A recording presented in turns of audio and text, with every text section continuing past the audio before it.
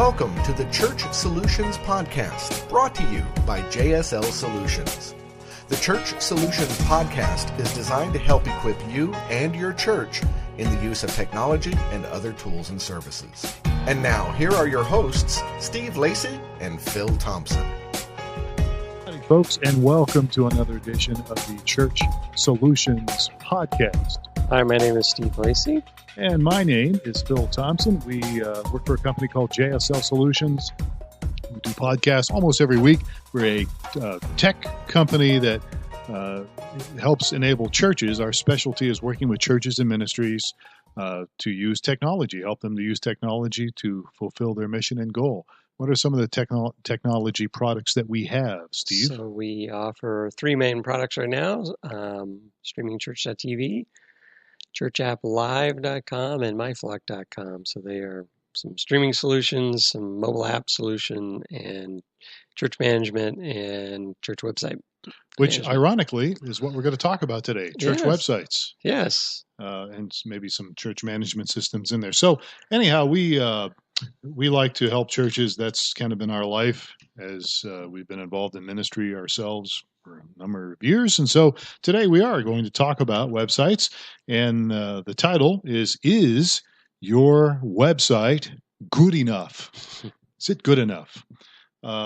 So there's been some research done on this topic, and one of them is by Lifeway. Lifeway research has showed that about 1/5 of churches in America do not have a website. I find this amazing. I just can't believe that. But I guess if you're Amish, maybe they're counting the Amish. I don't know what they're counting. But so, if you're listening to this podcast, you're probably interested in joining the 78% or so when it comes to actually having a website and how you can make that better. So I personally think it's a good idea. You may have a website right now, and you probably do if you're listening to this podcast, but you should probably look it over from time to time, maybe even have some other eyes look at it. Mm-hmm. And, it's probably good to get a little bit of a facelift once in a while and maybe look at some of the features you have, see if you can improve upon them, maybe get rid of some things on your homepage, maybe add some new stuff, give it a little makeover. So what we're going to do here today is kind of look at some things here, some questions. We're going to throw some questions out to you about your website that you can think about, and then we'll suggest some things, some solutions. That might help you. So are we ready to rock and roll? We're ready. All right. So I guess the first question would be, you need to ask yourself this and maybe ask some other people so that you're not having a biased answer here. But is your website really helping visitors, find your church and connect to your church? Right. So that's got to be a question, I think, to ask. Yeah. So one of the key things we always talk about is people will experience your church online before they come to your actual church. Exactly. But that's not the case if they can't find your church online. If they can't find it online, and then the other thing would be if they do happen to find it, if it's not very good and doesn't answer some questions. Yeah. Or if it's abandoned or looks abandoned. It looks abandoned. And you're like, well, maybe the building's abandoned too. Exactly. Yeah. So are visitors able to find it? Helping visitors find, and the other thing too is as I just mentioned was, okay, maybe they see your website, but does it help them not only find it locationally, but connect with people and connect with what you're trying to do and that kind of stuff. So we'll get into that in a little bit. And then the second would be, does your website have functions? Does it have the functions your church actually needs? So we're talking calendars here, up-to-date calendars. Yeah. Okay. We're talking online donation, which is very important. Yeah, member directory, and plus, there's some basics you got to have. You got to have Right. Yeah. When are my services and where are you located? Yeah. And what should I expect as a first-time visitor? Those are kind of some of the key things to put on your site. We're going to get into that a little We'll get more, into that, and obviously they need to be easy to find once people get there. The other one is, here's a question: do your members actually use it? Mm-hmm. Is it worth them going to it and using it? It probably would be good if you made that available to them and so they could use it. And then the other question is it integrated with your church management software. So what you're using to manage your church, the administrative part of things, is it integrated with that software? Is your website integrated?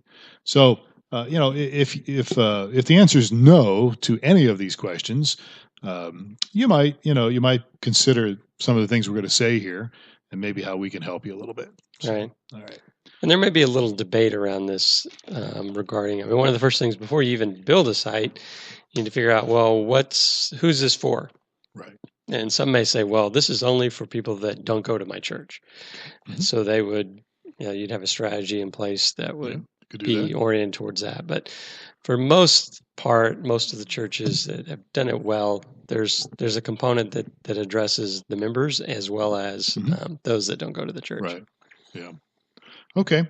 So let's talk about some of the core functions that your website should have. Right. So some of the key things that it needs to have. So top of the list, and this is kind of geared towards just making sure things are current and updated and not abandoned, is having a church calendar. Yeah, an up-to-date, one that's up to date, one that's been taken care of. Yeah, that's one of the toughest things, especially if you've got a calendar that you got to manually deal with, and it shows the most current thing that you've put on your calendar.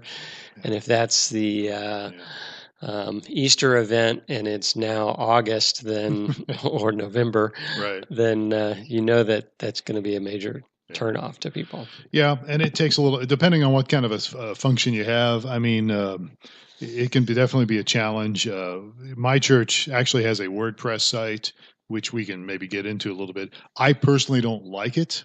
I didn't set it up. The guy before me set it up. I'm actually considering moving our stuff over to myflock.com, but our church calendar is kind of crappy.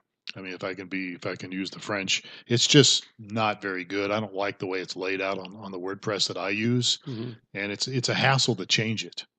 Yeah. Whereas stuff I'm more familiar with, like MyFlock, it's easy to change it to add something or get rid of something. So your church calendar should be up to date. Yeah. So church calendar options. So one would be, your church management system may have a calendar integrated that you can put on the website. Right. Another popular alternative is a Google Calendar. Yeah.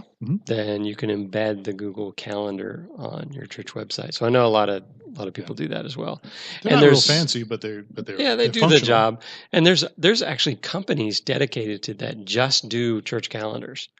And they're all designed to be embedded on the site, but they're all geared for the church. So I think it's important for two reasons. One is if you have new people or newer people that are, checking out your church, they want to see what's going on. Right. You can get a feel for what is happening, or is it only Sunday morning services and that's the only thing happening at the church? Yeah. We have people that come and go all the time. And so, a lot of people might say, well, I'll just find out when I go and look at the program or something. But there's a lot of people that, either don't show up or forget. And so it's easier for members just to go to your domain and see what's going on. So, all right. So that's important. So church calendar, up-to-date church calendar would be one core. What's the second one? So outreach optimization. Outreach. Okay. That's a fancy word. That sounds intimidating. What is that? So it's kind of along the lines of, well, we talked about people that come to your church most likely came to your church website initially. So this is about making sure that those looking for a ministry site are going to be able to find your church. Okay. So this has to do with typically, one of the key things is it's got to be a search engine friendly site. All right. So how do you make it? So we're talking SEO here. SEO, search engine optimization. Right. So how do you do that here within? Somebody's trying to get in. So how do you actually make that happen with your website? I mean, how do you make a search engine optimizing? How do you make that really? So, well, I mean, there's a whole there's industry around the optimization of your site. So some of it's good, some of it's bad, right? Yeah, and some of it's a little bit of black magic, and others are just have to do with, so it's legitimate. So you're going to want to have a site that has good structured HTML and that it has content and that is relevant to what you're looking for. So content is king with regard to search engine optimization. So you just want to have some key phrases and words built into your site that are relevant. So if you're like a specific denomination, your church may be, well, let's say your church is, I don't know, Third Southern Baptist of Omaha or whatever. So I made that up. I don't think that's a real denomination, although maybe it is. But so if your church is a Third Southern Baptist of Omaha convention, you probably, people who maybe have come from that background want to, they want to join the church or visit a church that's Third Southern Baptist, whatever, blah, blah, blah. You want to make sure you have that on your site, probably several places, on the pages, in the keywords, right? Those kind of things. So when people do search, and there's tools out there and there's tutorials available to help you with optimizing your search engine. SEQ book is one of them. 21 free SEO tools. Lunametrics is another one. There's other ones too, right? And these are free, I think. They're tutorials that are free.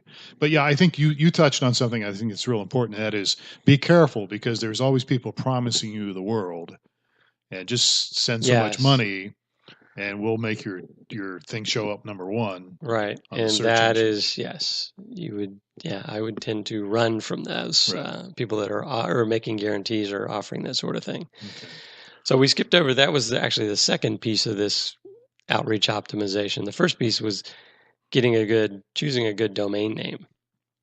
Right. Okay. So if you don't have one, that would be good. Or it might not be bad if you have a domain name right now. You might want to change it to something better. Yeah, and it ties into the search engine optimization because your domain name and your page titles affect your ranking within the Google system as well. So you want to choose a domain name that's going to be appropriate for your site.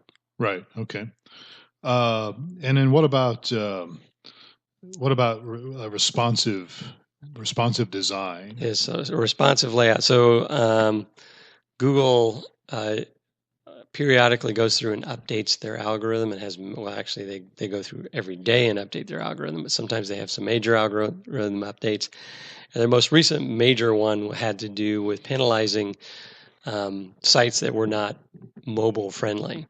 So creating a responsive layout is one that, depending on that works well across all screen sizes. Right. So in other words, it shows up. It will automatically kind of rearrange or resize according to your mobile device. Yes, depending on the size of your tablet. Okay. That's what mobile, responsive. Okay. Or on the computer. So it not only looks good on the computer and easy to operate on the computer, but it is works well on the tablets and mobile devices. Right. So it should be responsive, and the layout should be that would help things a lot better, make life easier. Okay. All right. So let's see some other things here we can talk about when it comes to, is your website good enough, or maybe you could improve your website with these things. Would be you should probably have a sermon video, teaching video, whatever you want to call it, some kind of an archive page. Right. And actually, what you might consider on your homepage, you might consider doing this. I'm not into cluttered homepages. There's some churches have a bunch of clutter. I call it clutter on their homepage. But you might want to make sure you keep that to a minimal. But one of the things you might want to have on your homepage would be a little video. It doesn't necessarily have to be a sermon. It could be a welcome video from your senior pastor, maybe a minute long or 2 minutes long, where it's easily there on the homepage. Right. You want to avoid mistakes of having music or video start playing when you load the page. Yeah, don't do that, please. Please don't put music on automatically. Yeah, or have a video that plays automatically. Yeah, the automatic thing's not good. Yeah. But at least have it there. Yeah, but this ties into a lot of people that are searching for a church. It's a good way to get to know what's the style of the church, what's the teaching, preaching, worship like, and having sermons archived and videos there is a good way for people to experience what the church is all about. Yeah, and again, when it comes to having sermons, I mean, you could put MP3 files on there. You don't necessarily have to have video. It'd be great to have an intro video. That's easy to do today. If you need help on that, let us know. But you can basically whip out a smartphone, and if the lighting's good and the audio is good, you can put together a little video, upload it to YouTube, and then put the link or embed. You can actually embed it on your website.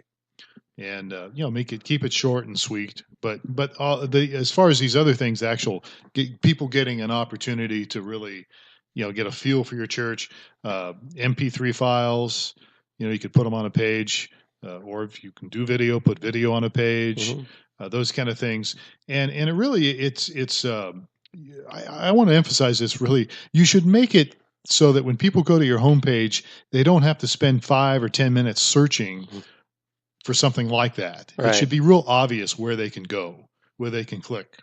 Yeah. So this is one of the key things you want to have on your site. Right. Okay. The other thing would be online donations. Yes. And that's, some people might think that's out of reach, but actually it's actually very simple to set up online donations, either with a paid company that charges a fee. Well, actually all of them are going to charge you a fee. Take a little piece of the pie, right? Yes. They'll either take a part of the donation or charge you a monthly fee and that sort of thing. So there's a bunch of companies out there. One that's popular and available to everybody is just PayPal. Yeah. So that's pretty easy to set up. They create an account, say you want to accept donations, and they'll actually build a little donation button for you, and you paste that button on your site, and you're collecting donations. And we've covered, we actually have done podcasts on this one topic of donations, but you should really have that available for a couple reasons. One is you don't have to make a big deal about it, just have it there where people can see it. And I would put it on several pages, but again, I wouldn't make a big to-do about it, but have it there where it's easily visible. And one of the main reasons for that is, we found this out with our church, is that it just, people, they're more, your regular members, if they forget, to bring their checkbook, or if they haven't been to church for a while, they just go to the website and give. It takes them literally 2 minutes at the most, to do that. So definitely online should be there. And I know some people think, well, new people are going to get freaked out because all they think we're doing is asking for money. But you don't have to make a big to-do about it. Just have it there available for people. Right. All right. So what's the third thing we should have on our website? I think, we talk a lot about social media, and I think you should have some type of social media integration that's available on your church website, so that people can, they can connect to your Twitter page, they can connect to your Facebook page. Hopefully you have those. Yes. Those things you're using. Maybe Twitter is not a big deal to you, but you can always, Facebook seems to be the most popular thing for churches. And they have whatever they have. They only have a few billion people. Well, they don't have a billion, but they have at least a billion people. Don't they have like a billion people, something like that? Yeah, I think they just crazy. Crested the 1 billion mark. So it's there out there for people. Everybody's on it. So if you don't have a Facebook page, make one, create one. We can help you do that. Talk to us later. But if you have one, make it available to people, right? So that people can. So you just put a link to your Facebook page off your And then obviously, like we're talking here with websites, you obviously need to update it once in a while, your Facebook page. You should do it at least a couple times a week, I would think. But anyhow, okay. The other thing, too, I would strongly consider doing would be having your church blog, having it on your website somewhere where there's a blog. So what is a church blog? What is a church blog? So I'm personally, I have the opinion that less is more. So when I talk about a blog, I wouldn't write a real long blog, but I would have something that's a regular blog, maybe weekly basis, from your senior pastor or a key leader. Right. So I would think, you'd want to have, it's got to have a voice. And so you typically take your senior pastor or one of the key leaders that would manage that blog, right? Yeah. So they would, it would have their voice and be integrated into your website. Yeah, and have it on page on your website. Have it somewhere in the menu. When people go to homepage, they can check out the church blog or whatever you want to call it. And again, it takes a little bit of effort, but having the blog, number one, I think it helps with search engine as well. But number two, it's something, if it's from a key leader, helps people connect. And then again, if you're a new person, you get a better feel for the direction the church might be going, hopefully by the blog. Mm-hmm. And again, we did a podcast on blogging. Yes. So you might want to consider that. So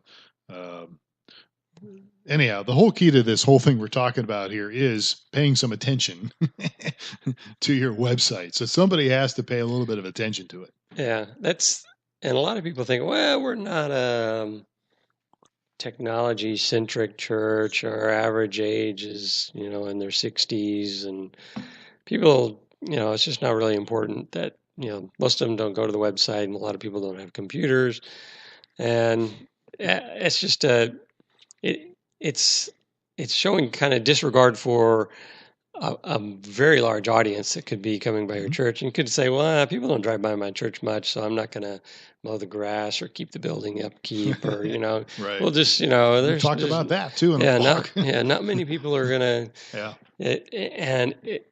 You really want to keep up your website and just as you would your facility. Yeah, absolutely. And it's important to do that, for a lot of reasons. But all right, so the bottom line is here, as we talked about these little things here. Okay, so if there's somebody listening going, okay, well, I've got a website. I'm not real crazy about it. I'm not really good on how to do that. I mean, where should they start? How should they build this? There's obviously lots of different products out there. Yeah, there's a bunch of different ways you can go around it or go about this.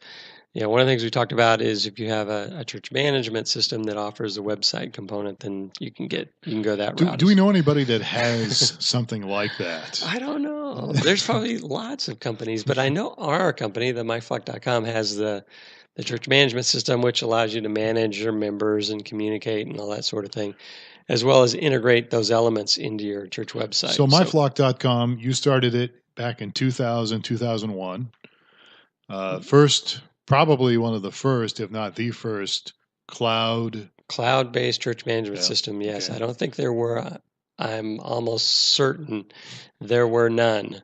Okay. So, and I know you went to conventions and people mocked you for it and all that, but here you are. You still got it. It's kind of funny. Yeah, we go to trade shows, and the desktop centric guys were all saying, "Oh, you guys come and go all the time, and this internet thing's a big fad." And you got a church management system that runs on the internet. Who's ever heard of that thing?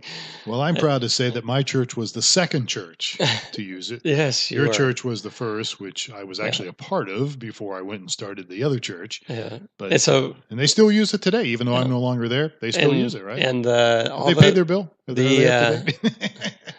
These other church management companies that were all PC desktop based or all have cloud based components now, because otherwise they'd be left behind. Right. Yeah. So myflock.com. If you're interested, just Google myflock.com or type in myflock.com. Yeah, or go and Google church management systems, and you'll see a myriad of there's other ones options out there as well. So that'll give you the advantage of integrating in your website and your church management stuff. So the calendars and member directories and those kind of tools, your sermon archives, all that. So just to be clear, myflock, it's church management, but we also have website templates so people could actually build a website. Yes, and do that. And there's other companies out there. Obviously, I'm not going to tell you who they are, but they're out there. They're out there. And there's other website things. WordPress is very popular. Yes. I'm sure it's great. I don't like it. My church has it. I don't like it, but that's just me. Maybe I'm old fuddy-duddy, but it is the most popular system out there, and you can set it up for virtually no cost. And you can get some great designs that are integrated, that are part of WordPress for no cost or very low cost. And there's also there's actually some Christian-based systems that do website management for a small fee, and there's secular ones out there like Squarespace is one off the top of my head that's actually really easy to use, has great staff to support you and allow you to create. Something like Wix out there or something like Wix that? is another free one, as well as some paid options as well. And there's been some others that have kind of come and gone, but lots of different options. All right, good. Well, we're just about out of time here. So, we just hope that this helps you a little bit. Chances are you've got a website, but maybe you need to improve upon it. Maybe you might consider changing it or changing your domain name so that makes it easier for people. And I think people don't understand is you can register multiple domain names and have them point to the same site. That's true. So you're right. Yeah, that's often overlooked because people always think, oh, I got this domain, it's tied to this site. Yeah. And you can register another domain and point it to the same site. Yeah. So that's a good point. All right, folks. Well, hey, we'd love to hear from you. And if you have questions about some of these things we've talked about, or you have some comments, you agree, you disagree, want to add to the conversation, just send us an email, support@StreamingChurch.tv. We're also available on a thing called iTunes. So look for Church Solutions Podcast on iTunes. We're available on YouTube, somewhere out there in YouTube. Just look for StreamingChurch.tv. And NewMediaMinistries.tv is a little kind of bloggish kind of a thing we've got that has some of our products. And this audio is put on there as well, NewMediaMinistries.tv. So I think I covered all the bases, right? All right. Sounds good. All right, folks. Well, thank you for spending a little bit of time with us today for the Church Solutions Podcast. His name is Steve Lacey. I'm Phil Thompson. Have yourself a great day. We will catch you next time. Take care.